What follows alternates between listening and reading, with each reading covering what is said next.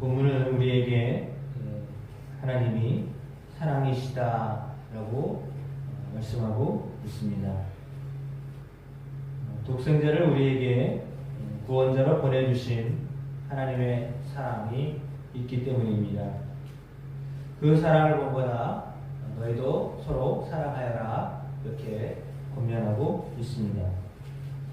하나님을 아는 사람들은 그분을 닮아서 서로 사랑하게 되고 예수님이 그분의 아들이심을 믿으며 고백하게 된다라고 하는 것이 오늘 본문의 말씀입니다.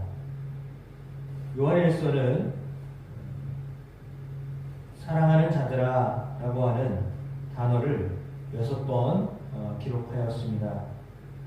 주로 하나님과 성도들과의 관계 속에서 나온 단어인데요.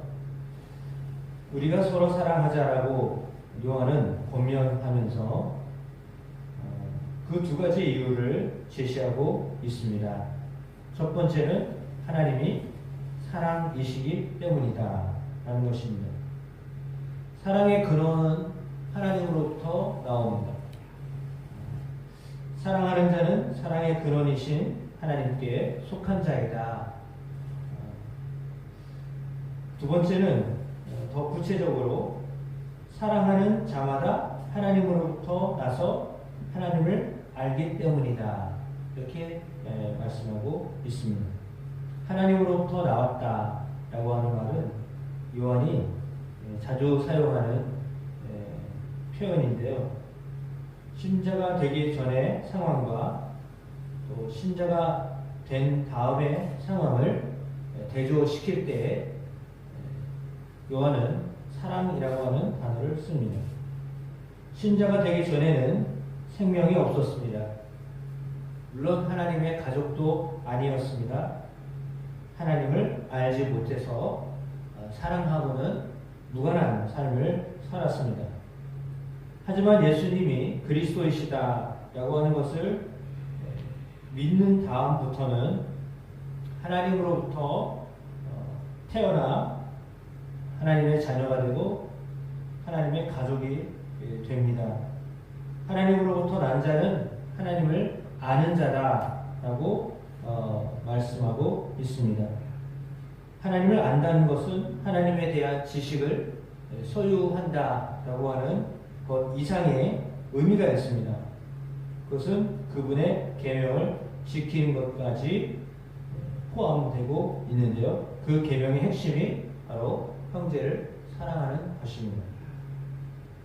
그러니까 7절의 논리를 정리하면 서로 사랑하라고 권면하는 이유는 사랑의 근원이 하나님이시고 하나님으로부터 난 자들만 하나님을 알아서 사랑을 베풀 수 있기 때문이다 라고 하는 것입니다. 상호 사랑의 실천은 하나님의 자녀 라는 어떤 정체성의 표현입니다. 그래서 8절의 요지를 강화시키는데요. 사랑하지 않는 자는 하나님을 알지 못한다 라는 것입니다.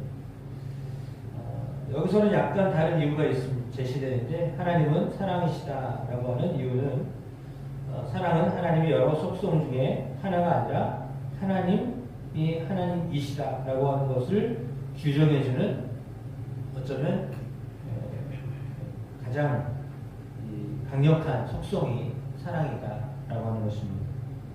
그러니까 사랑하지 않는 자들은 근본적으로 하나님을 알지 못하는 자들이다 이렇게 말하고 있는 것입니다. 하나님의 사랑은 이 사건을 통해서 우리에게 나타난 바 되었는데 하나님이 자기의 독생자를 세상에 보내신 사건입니다. 그를 통해 우리를 살리려고 보내셨습니다. 이 독생이라고 하는 단어, 모노게네스라고 하는 헬라어는 동종간에 다른 개체가 없는 단 하나의 유일한이라고 하는 뜻입니다. 따라서 하나님이 독생자를 보내셨다라고 하는 것은 다른 어떤 개체로 불과할 수 있는 대체가 될 수 없는 유일한 아들을 우리에게 보내주실 정도로 하나님이 우리를 사랑하셨다라고 하는 것입니다. 그래서 하나님은 우리를 그만큼 살리고 싶으셨습니다. 10절에 사랑은 여기 있다. 우리를 살리시고자 독생자를 보내신 사건의 어떤 면은 하나님의 사랑을 드러내는 자질을 설명하겠다라고 하는 뜻인데요. 하나님의 사랑은 바로 우리가 하나님을 사랑하는 것이 아니라 하나님 우리를 사랑하신 데 있다. 이렇게 말하고 있습니다. 즉 하나님은 우리가 하나님을 사랑하지 않는데도 불구하고 일방적으로 우리를 사랑하셔서 우리를 살리고자 독생자를 보내셨다라고 하는 것입니다. 하나님의 독생자가 하신 일은 하나님을 사랑하지 않는 우리를 죄에서 속하기 위하여 화목 제물이 되신 것입니다.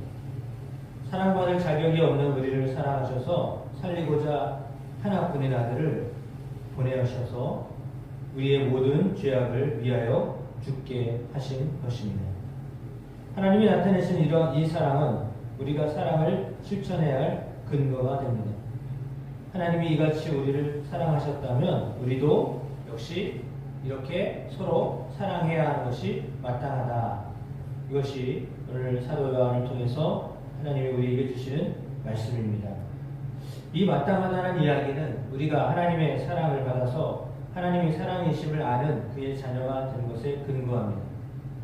12절 말씀에 어느 때나 하나님을 본 사람이 없으되 라고 말하고 있는데 이것은 하나님이 눈에 보이시지 않는 분이라는 뜻입니다.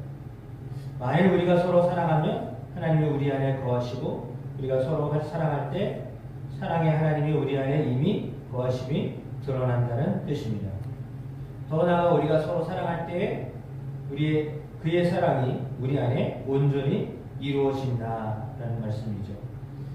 그래서 하나님의 사랑은 우리가 죄사함을 받아 영생을 얻는 것으로 그 목적이 끝나지 않고 우리의 사랑을 베풀며 살아가도록 그리고 그 목적에 도달하도록 그래서 그의 사랑이 우리 안에 온전히 이루어지도록 하는 것이 예수님을 우리에게 보내주신 이유입니다. 우리가 사랑의 하나님으로부터 태어나서 그분을 알고 영생을 알고 그분을 닮아서 사랑할 때 그 사랑의 목적이 성취되는 것입니다. 그래서 하나님이 거하시는 증거, 우리가 그 안에 거하고 그가 우리 안에 거한다라고 하는 그 근거는 성령을 우리에게 주셨다라고 하는 말씀으로 연결되어져 갑니다. 성령을 받은 자들만이 예수님이 그리스도이심을 믿는다라고 고백할 수 있고 그들이 하나님의 자녀로 태어나서 그분이 그의 안에 거하시게 되기 때문입니다. 14절에 아버지가 아들을 세상의 구주로 보내신 것은 역사적인 사실이고 우리가 또한 보았다, 증언한다 라고 밝히고 있습니다. 이 증언의 초점은 그리스도의 부활 사건입니다. 그리스도의 부활을 통해서만 그분의 공생의 사역과 십자가 죽음이 구주로서 행하신 것임이 확증되기 때문입니다. 따라서 예수님에 대하여서 사도들이 증언한 이 역사적인 진실을 믿는 것이 중요합니다.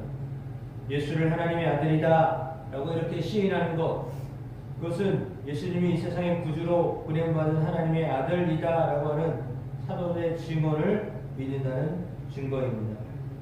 이런 믿음의 고백이 있어야 하나님은 하나님으로부터 난 자들, 하나님이 그의 안에 거하시고 그도 하나님의 거하는 자들이다 라고 이렇게 말하고 있죠. 따라서 오늘 본문을 통하여서 우리가 예수님을 고백할 때 성령을 통하여 우리 안에 하나님이 거하게 되시고 또한 우리 또한 하나님 안에 거하고 있다라고 하는 것을 증거하게 되는데 그 증거는 우리가 서로 사랑하고 있는 것으로 나타난다라고 하는 말씀입니다. 따라서 사랑은 하나님께 속해 있고 그렇기 때문에 우리가 서로 사랑할 때 우리가 하나님의 자녀다라고 하는 것을 증명할 수 있음을 말씀하고 있습니다. 따라서 힘써 서로 사랑하는 일에 최선을 다하는 우리의 삶이 되도록 성령이 우리에게 그 사랑의 능력을 더하여 주실 줄로 믿습니다. 성탄절 그 의미가 더 확연해진 귀한 절기가 되기를 주의 이름으로 축복합니다.